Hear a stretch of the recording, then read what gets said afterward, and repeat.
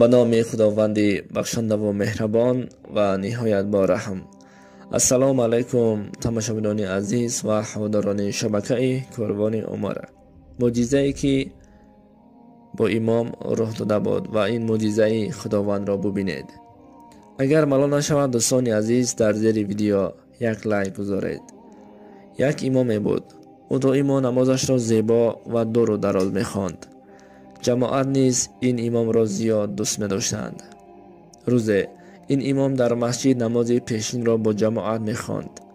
در وقت نماز سنت وقتی برای سلام داد که یک موی سفید را دید و به چپ سلام داده زود برای نگاه کند، این موی سفید نیست. در نماز فرض پیشین نیز با همین حالت تکرار شد. امام از این حالت حیران شد. وقتی در آخر دو رکعت سنت پیشین پیش از سلام دادن پرسید: امک جان، شما کی هستید؟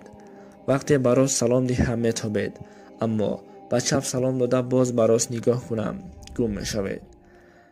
موی سفید گفت: اگر کی بودن من را دانستن خواهی، همراه خودت جماعت را بگیر، از بین شهر و از راه تاریک و ترسناکی او گذر کن. وقتی از کوچکی گذشتی یک دروازه سبز میبراید. در آنجا نوشته شده است که لا اله الا الله محمد رسول الله. در را باز کن و در همانجا کی بودن من را خواهی فهمید. امام زود واقعه شده را به جماعت نقل کرده داد و از آنها پرسان شد: با همراه من می روید به همان کوچه؟ جماعت راضی شدند. اما وقتی به جایی که تاریک و ترسناک بود، امام به پسش نگاه کند که از جماعت هیچ کسی نبود، همه گریخته رفته است. امام از کوچه گذشت، همان دروازه سبز را دیده و از زیبایی در چشمانش خیره گشت. در را باز کرده به داخل در آمد. وقتی داخل که شد، موی سفیدی که در مسجد به چشمش تافته بود در همانجا می ایستاد. گفته های شما را کردم و از کوچه که شما گفته بودید گذشتم، اما جماعت من را تنها گذاشته خودشان گریخته رفتند. اکنون گویید شما کی هستید؟ موی سفید خنده کرد و گفت: من عزرائیل هستم.